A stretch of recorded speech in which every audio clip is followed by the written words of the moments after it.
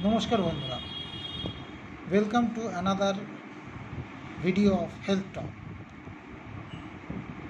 এটা দেখা গেছে প্রচুর মানুষ যারা ডিসকমফর্টে থাকেন তারা কিছু এফোর্ট নেন সেই ডিসকমফর্ট থেকে কমফর্ট জোনে আসার জন্য, এবং ইনিশিয়াল টাইমে তারা এফোর্ট দেওয়ার পর যেই 10-25% অ্যাচিভ করেন তাদের গোল, তখনই তারা এফোর্ট দেওয়া বন্ধ করে দেন এবং ভাবতে থাকেন যে তারা কখনো ডিসকমফর্টে ছিলই না।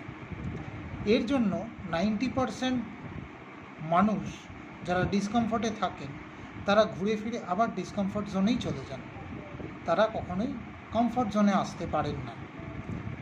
সো এটা ওয়েট লস হতে পারে, এটা ডায়াবেটিস কন্ট্রোল হতে পারে, যে কোনো কিছু হতে পারে।